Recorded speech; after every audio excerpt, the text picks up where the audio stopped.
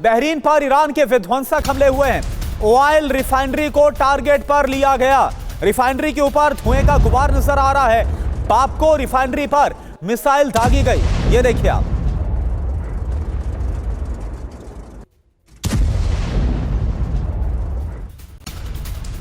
और एक और बड़ी खबर, तेहरान में विनाशक बारूदी प्रहार जारी है।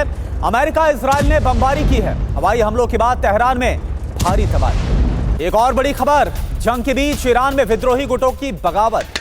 हथियारबंद लड़ाकों का आईआरजीसी के खिलाफ मोर्चा, ये देखिए। आईआरजीसी कमांडर्स को टारगेट कर रहे विद्रोही गुट।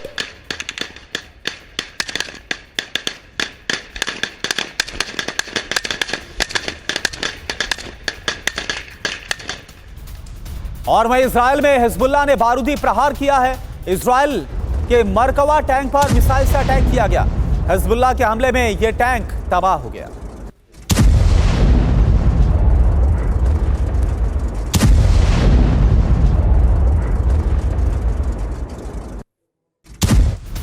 ईरान का मिसाइल प्रहार नाकाम, यह बड़ी खबर है। लॉन्च होने के कुछ ही देर के बाद मिसाइल गिर गई।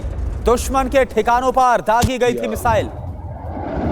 ये देखिए आप, ये है वो तस्वीरें। ये देखिए आप, ईरान की तरफ से मिसाइल फायर, मिसाइल दुश्मन की तरफ छोड़ी गई थी ईरान की तरफ से, लेकिन ये जो मिसाइल से हमला है वो नाकाम हो गया।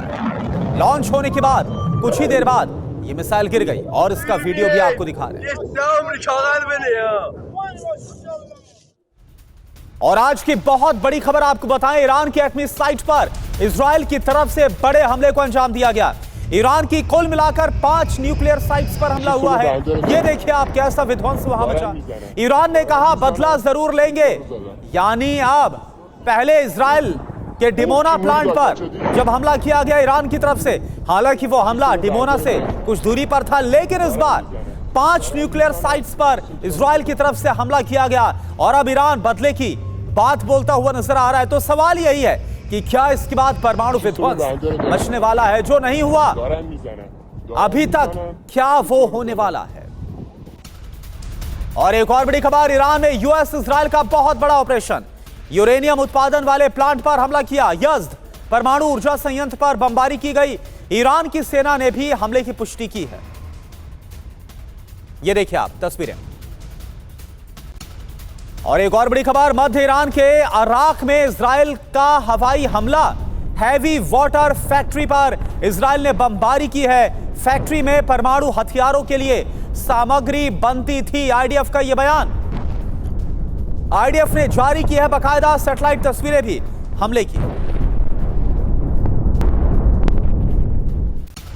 और एक और बड़ी खबर, यूएस इजराइल की स्ट्राइक के बाद ईरान दहल गया है। तेहरान से इस्फहान तक सिलसिलेवार तरीके से हमलों को अंजाम दिया गया। बमबारी के बाद इस्फहान में धुएं का गुबार, ये देखिए। तेहरान के अलग अलग इलाकों में भयंकर आग लग गई।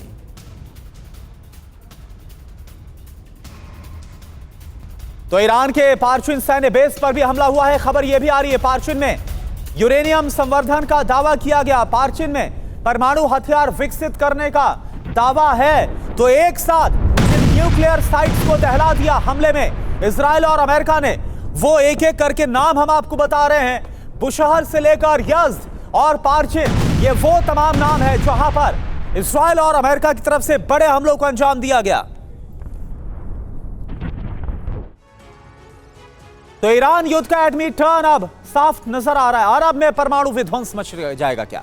बड़ी बात क्या, ईरान के 5 न्यूक्लियर साइट्स पर हमला हुआ। बुशहर न्यूक्लियर प्लांट, अरद कान येलो केक प्लांट, यहां पर हमला हुआ। 28 दिन में तीसरी बार हमला हुआ है। यूरेनियम एनरिचमेंट सेंटर को टारगेट किया गया। रॉकेट का टुकड़ा प्लांट के पास जाकर गिरा है। यहां पर हर साल 50 टन यूरेनियम का उत्पादन होता है। बात करते हैं इस्फहान न्यूक्लियर सिटी की। खोंदाब हैवी वाटर कॉम्प्लेक्स साइट के पास भारी बमबारी। अराक में 40 मेगावाट का हैवी वाटर रिएक्टर है। यूरेनियम संवर्धन, यानी जो यूरेनियम का एनरिचमेंट होता है उसके लिए बहुत अहम है। रिएक्टर में प्लूटोनियम बनाने की क्षमता है। इसके बाद पार्चिन सैन्य बेस, सवाल क्या है, तेहरान से 30 किलोमीटर दूर बड़ा मिलिट्री सेंटर, ईरान के न्यूक्लियर साइट पर हमला क्यों किया गया? परमाणु हथियार विकसित करने का केंद्र, क्या परमाणु तबाही लाना चाहते हैं अमेरिका और इजराइल? यह बड़ा सवाल है। और देखिए एक और जानकारी, तो तबाह हो जाता पूरा अरब अगर वाकई में जिस तरह से हमलों को अंजाम दिया गया, अगर इससे और ज्यादा इन न्यूक्लियर साइट्स को नुकसान पहुंचा। न्यूक्लियर प्लांट को टारगेट करना बहुत बड़ी गलती। रेडिएशन लीक होता तो तबाही बड़ी हो सकती थी। रेडिएशन लीक होता तो क्या होता, यूएई 24 घंटे में तबाही यहां पर मच जाती। सबसे करीब है ये, अगर आप डिस्टेंस में देखें। ओमान 36 घंटे में रेडियो एक्टिव प्लूम पहुंच जाता वहां पर। सऊदी अरब में क्या होता, 48 घंटे में बर्बादी मच जाती, तबाही आ जाती। फारस की खाड़ी में क्या होता, समंदर का पानी दूषित हो जाता। बड़ी बात क्या है, इजराइल ने ईरान के 5 प्लांट्स को टारगेट किया। हालांकि रेडिएशन लीक की कोई भी खबर नहीं है। आईएईए का दावा क्या है, डायरेक्ट हिट या कूलिंग सिस्टम नष्ट होने पर रेडिएशन लीक की जो आशंका है वो बहुत ज्यादा। मनीष भाई इस वक्त हमारे साथ तेल अवीव से जुड़े हुए हैं। मनीष, तेल अवीव को ईरान लगातार टारगेट कर रहा है, इस बारे में तो आप बताइए ही। लेकिन लगातार आईएईए, चाहे वो ईरान हो या इजराइल और अमेरिका, सबको ये वार्निंग दी जा रही है कि परमाणु प्लांट्स पर हमला ना किया जाए। फिर आखिरकार ये हमला क्यों किया गया? क्योंकि अगर इस हमले से और नुकसान पहुंचता तो बात वही है, फिर तो कुछ भी हो सकता था। बिल्कुल, देखिए आज 28 मार्च है। 28 फरवरी को ये जंग शुरू हुई थी और तब से लेकर आज तक रोज़ाना इजराइल की तरफ से, जैसा कि आईडीएफ ने कहा है कि 50 से 100 फाइटर जेट रोज़ ईरान जाते हैं, वहाँ पर स्ट्राइक की जा रही है, अलग अलग ठिकानों को स्ट्राइक की जा रही है। आईडीएफ की तरफ से तो कहा यही जा रहा है कि ज़्यादातर ठिकाने मिलिट्री एसेट्स हैं, लेकिन हम सब देख रहे हैं कि किस तरह से यूनिवर्सिटी हो, स्कूल हो, अस्पताल हो, वो सब भी उसके जद में आए। लेकिन सबसे बड़ी चिंता की बात यह है कि जब बुशहर न्यूक्लियर पावर प्लांट पर पिछले 10 दिन के भीतर, सोचिए 10 दिन के भीतर 3 बार एयर स्ट्राइक की गई है उस प्लांट में जहां पर कि रेडिएशन लीक का खतरा बना हुआ है। और इसी डर से ईरान के पड़ोस में कुवैत ने अपने नागरिकों के लिए चेतावनी भी जारी की थी। तो ये एक सामान्य सी घटना नहीं है। अगर ईरान डिमोना न्यूक्लियर पावर पर अटैक कर रहा है, इजराइल बुशहर में और दूसरे इस्फहान या नतांज पर अटैक कर रहा है, तो दरअसल दोनों ही मुल्क, दोनों ही साइड के न्यूक्लियर पावर प्लांट पर अटैक करके अगर तबाही लाने की कोशिश में है, तो ऐसा नहीं है कि ये तबाही केवल इजराइल और ईरान तक रहेगी, बल्कि इसके जद में मध्य पूर्व के कई देश आ सकते हैं। और अब तक जो पूरी मानवता हिरोशिमा और नागासाकी की बात करती थी, अगर इनमें से किसी में भी एक बार डायरेक्ट हिट हो गया और उसकी चपेट में आ गए, तो लोग फिर हिरोशिमा और नागासाकी और चेरनोबिल को भूल जाएंगे। फिर ये शायद मानवता की सबसे बड़ी त्रासदी होगी। अफसोस की बात है कि इसको लेकर कोई बात नहीं कर रहा है, ना यूएनएससी बात कर रहा, ना अमेरिका, इजराइल, ईरान या संबंधित देश इसकी रिस्पॉन्सिबिलिटी ले रहे हैं।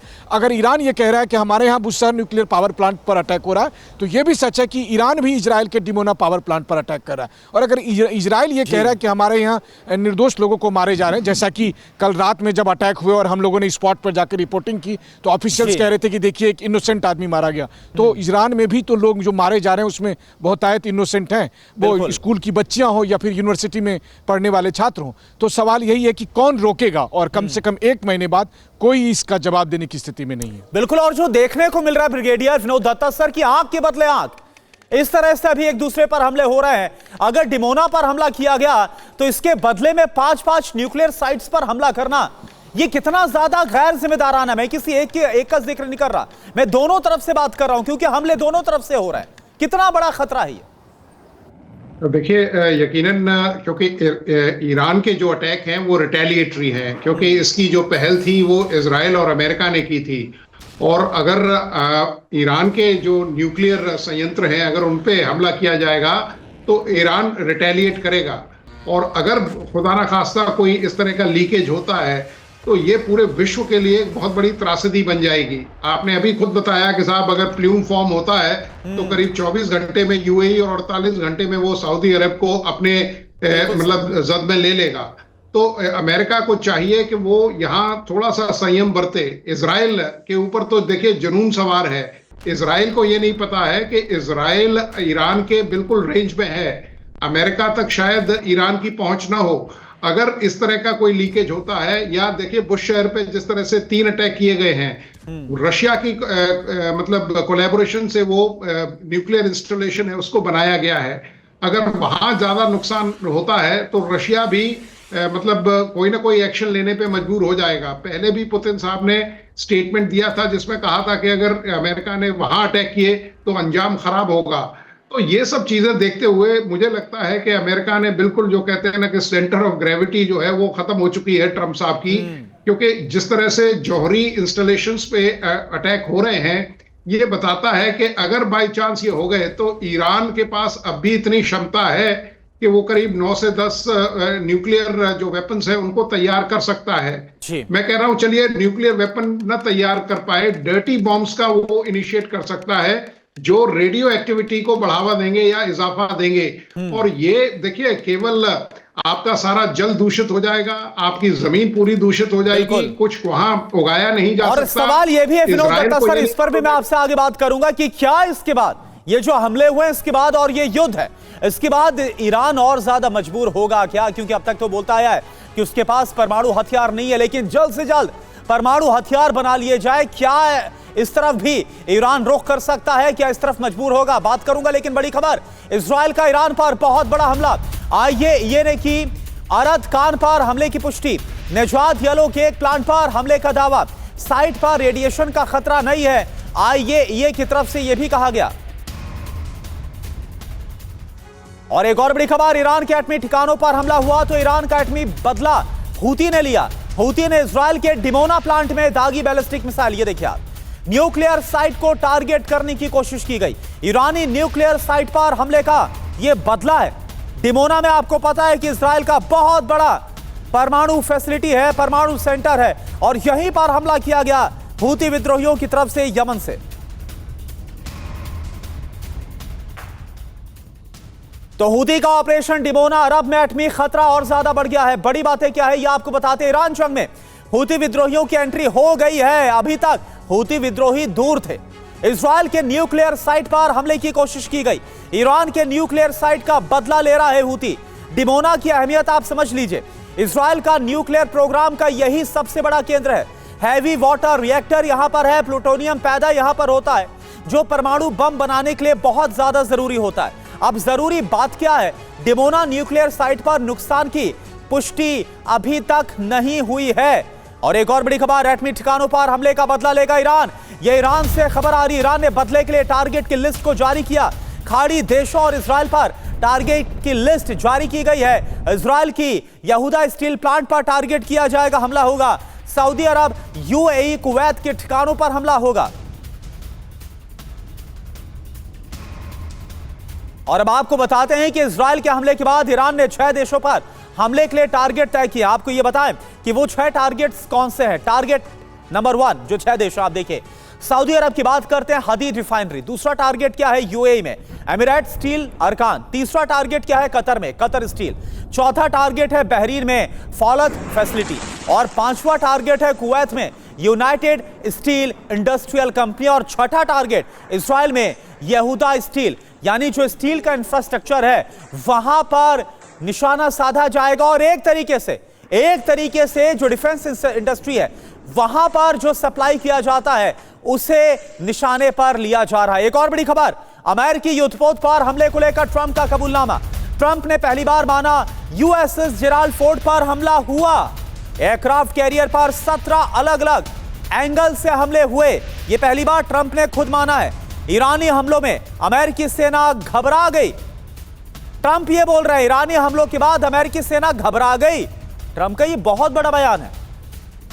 और व्हाइट हाउस के सिचुएशन रूम से बहुत बड़ी खबर आ रही है। ट्रंप को असामान्य तरीके से दी जा रही है युद्ध की जानकारी।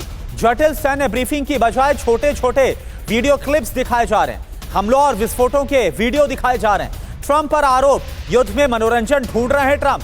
ब्रिटिश टैब्लॉइड डेली मेल के हवाले से खबर है, आप देखिए, शॉर्ट वीडियोस दिखाकर ट्रंप को एंटरटेन किया जा रहा है, यह कहा जा रहा है। सिचुएशन रूम की इनसाइड स्टोरी आप देखिए, खबर क्या आ रही है, ट्रंप को युद्ध के वीडियो दिखाए जाते हैं, लेकिन कौन से वीडियो, बहुत छोटे वीडियोस, यानी कि बहुत सिलेक्टिव वीडियोस के जरिए ही युद्ध की ब्रीफिंग दी जा रही है। जानबूझकर हमले के दृश्य दिखाए जाते हैं। कुछ वीडियोस में फिल्मों जैसा विजुअल स्टाइल होता है, कुछ इस तरीके से उसको ट्रीट किया जाता है। वीडियोस को नाटकीय बनाया जाता है, ड्रामेटिक बनाया जाता है। ब्रीफिंग ऐसी लगती है जिससे लगे कि ऑपरेशन कामयाब हो गया। बैठकों के दौरान ट्रंप पत्रकारों के फोन उठाते हैं। आरोप क्या है, सिचुएशन रूम का निजी सिनेमा घर की तरह इस वक्त इस्तेमाल हो रहा है। अब असर क्या हो रहा है? ऐसी ब्रीफिंग से ट्रंप की नीति निर्णय लेने पर गलत असर पड़ रहा है। सवाल तो यह है कि क्या जो हालत हुई अमेरिका की 29वें दिन, क्या इसके पीछे यह वजह है? ट्रंप प्रशासन की सफाई क्या है? जानकारी को समझने लायक बनाने का यह तरीका है। डेली मेल के हवाले से यह अहम जानकारी। अब यह भी आपको बताते हैं कि ट्रंप के साथ सिचुएशन रूम में कौन कौन आखिर होता है। यह आपको बताया, बिग वॉल का सीधे रुख कर रहे हैं तो ये देखिए, ये सिचुएशन रूम की एक तस्वीर इस वक्त हम आपके सामने, कुछ इस तरह से होता है सिचुएशन रूम, जहां ब्रीफिंग दी जाती है कि ये हम आपको दिखा रहे डिपिक्शन इमेज है कुछ इस तरह का, कुछ इसी तरह से माहौल रहता है। ये आप इसे समझ सकते हैं, सिर्फ इसके लिए आपके सामने इमेज रखी हमने। विदेश मंत्री मार्को रूबियो, युद्ध मंत्री पीट हेग्सेज, यानी कि अगर बहुत ही आसान सरल भाषा में करें वहां के defence minister, chief of staff Susie Wiles और joint chief of staff general Dan Razin यहां पर मौजूद होते हैं, जो कि पूरी तरह से जो ब्रीफिंग है वो देते हैं। कमांड सेंटर जहां पर लाइव जानकारी आती रहती है। अब क्या होता है, सिचुएशन रूम होता क्या है, यह भी आपके लिए समझना बहुत ज्यादा जरूरी है। कमांड सेंटर, अब देखिए, बड़े अधिकारी और नेता बैठकर यहां पर फैसला लेते हैं। दूसरी बात, पूरे ऑपरेशन की रियल टाइम मॉनिटरिंग यहीं पर होती है। सिचुएशन रूम के जरिए लाइव स्क्रीन और मैप से खास जगह को दिखाया जाता है कि कहां पर हमले हो रहे हैं, कहां पर क्या अचीवमेंट मिली है। दुनिया के किसी भी लीडर या कमांडर से बातचीत करना यहां से संभव होता है। लेकिन बड़ी हैरानी की बात है मनीष, कि ये कोई ऐसा नहीं है कि कोई ये वॉर गेम चल रहा है, कि यहां पर एंटरटेन करने के लिए, बस किसी को खुश करने के लिए कुछ भी इफेक्ट लगाकर कुछ दिखा दिया जाए। ये रियल वॉर है, असली युद्ध है। सवाल तो ये उठा है कि अगर आज अमेरिका की हालत हुई जिससे कॉन्फिडेंस था कि 2 से 3 दिन या मैक्सिमम 7 दिन में जीत लेंगे, क्या इसी वजह से क्योंकि शॉर्ट क्लिप के जरिए डोनाल्ड ट्रंप को एंटरटेन किया जा रहा है? देखिए, इसमें कोई दो राय नहीं कि युद्ध जैसे गंभीर विषय को जिस तरह से प्रेसिडेंट ट्रंप के सामने पेश किया जा रहा है वो वाकई में दुर्भाग्यवश है, क्योंकि आखिरकार पूरे क्षेत्र के लोग जिस तरीके से प्रभावित हो रहे हैं, या पूरी दुनिया के लोग जिस तरह से प्रभावित हो रहे हैं, वो प्रेसिडेंट ट्रंप के लिए इस लायक भी नहीं है कि वो 2 मिनट इस पर ध्यान दे सके। और उनका अटेंशन खींचने के लिए नए नए तरीके आजमाए जा रहे हैं या खोजे जा रहे हैं। लेकिन हाँ, फिर मुझे लगता है कि जो ब्रिटिश पत्रिका है उन्होंने थोड़ा ज़्यादा उसको क्रिटिसाइज इस मायने भी कर दिया कि ऐसा नहीं कि इसका इम्पैक्ट युद्ध पर हो रहा है। देखिए, युद्ध प्रेसिडेंट ट्रंप को नहीं लड़ना है, युद्ध अमेरिकी जनरल को लड़ना है। और उन सबको ये पता था कि जब वो दुनिया के सबसे बड़े एयरक्राफ्ट कैरियर को भेज रहे हैं तो वो उन पर खतरा बनेगा, उन पर रिस्क बनेगा। मुझ जैसा एक पत्रकार जो कि वॉर रिपोर्टिंग करता है, जब उसे समझ में आ रहा है तो अमेरिकी जनरल को क्यों नहीं समझ में आ रही थी कि जब ईरान पर हमले होंगे तो ईरान बैलिस्टिक मिसाइल से और काफ़ी बड़ी संख्या में ड्रोन से उसके एयरक्राफ्ट कैरियर पर हमला करेगा। और बल्कि जो ईरान के supreme leader Ayatollah Ali Khamenei थे, उन्होंने तो युद्ध के शुरू होने से पहले ही कह दिया था कि हम ऐसा करेंगे। उन्होंने पहले ही कह दिया था कि हम स्ट्रेट ऑफ हॉर्मुज पर अटैक करेंगे। तो जाहिर सी बात है कि ये सब कुछ पता होने के बावजूद अमेरिका इसलिए कर रहा है क्योंकि अमेरिका को युद्ध चाहिए था। अमेरिका को युद्ध से धंधा मिलता है। अमेरिका को इस बात की कोई परवाह नहीं है कि मिडिल ईस्ट का क्या होगा, भारत या चीन या दूसरे और मुल्कों की क्या स्थिति होगी। लेकिन इन सब के बीच में ट्रंप तो ट्रंप है, ट्रंप से उम्मीद ही आप क्या कर सकते हैं। लेकिन हाँ, एक बात तो जरूर है कि ट्रंप भारी दबाव में है उस मिलिट्री इंडस्ट्रियल कॉम्प्लेक्स के जिसके खिलाफ वो चुनाव जीत कर आए थे। और उनके दबाव में 1 साल के भीतर 8 देशों पर वो बमबारी कर चुके हैं। और अब जो उन्होंने बिल्कुल, और ये वही ट्रंप है जो कभी तो ये कहते थे जब कैंपेनिंग कर रहे थे राष्ट्रपति चुनाव को लेकर कि अगर मैं होता तो जो यूक्रेन और रूस का युद्ध है वो भी ना हो पाता। लेकिन हुआ क्या, उनके आने के बाद हालात और खराब, और अब ईरान युद्ध। अब एक और बड़ी खबर, ईरान युद्ध के बीच बड़ी खबर है ये, अमेरिका इजराइल को देगा थाड एंटी मिसाइल सिस्टम है थाड। कतर से इजराइल भेजे जाएंगे थाड, आयरन डोम के साथ थाड की तैनाती।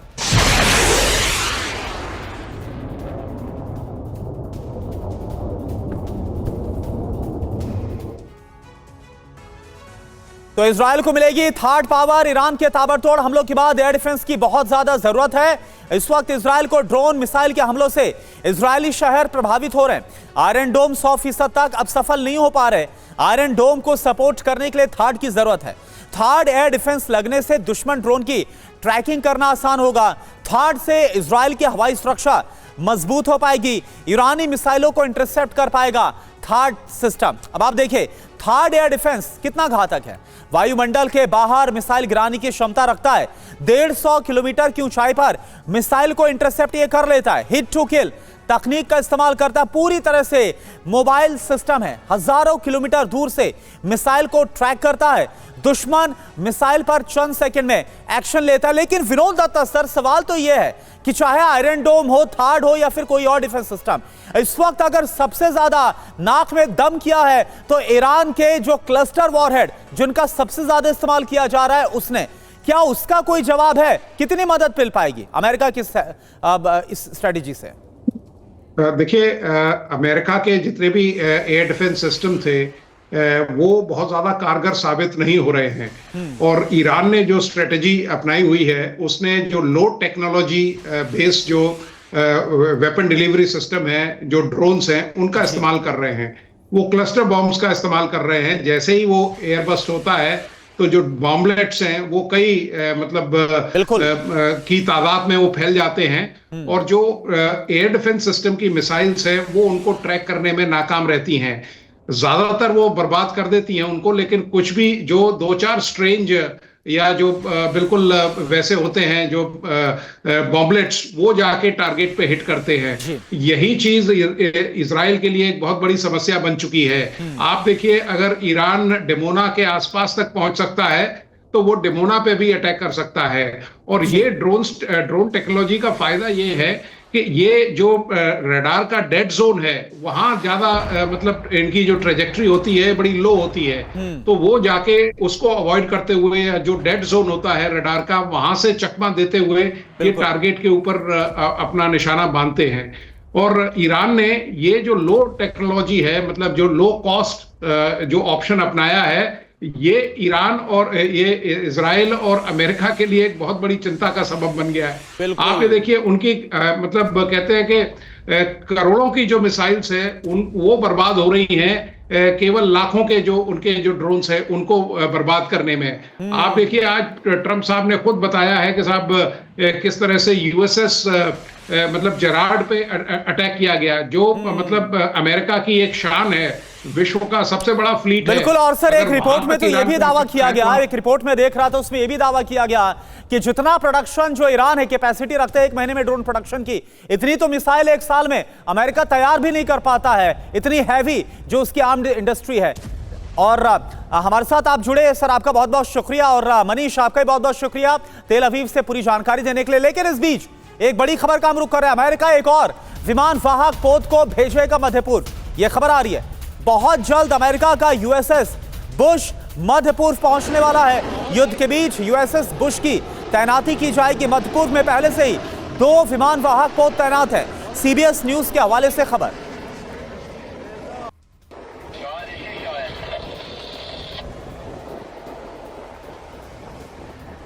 तो ईरान जंग में यूएसएस बुश की एंट्री, क्या यह टर्निंग पॉइंट होगा? ईरान युद्ध के बीच मध्य पूर्व में तैनाती संभव है। अमेरिकी हालात के मद्देनजर यूएसएस बुश की तैनाती हो रही है। खाड़ी या फिर अरब सागर में तैनात हो सकता है। ये एयर स्ट्राइक मिसाइल डिफेंस में इसकी भूमिका है। ईरानी ठिकानों पर लंबी दूरी से हमला भी संभव है।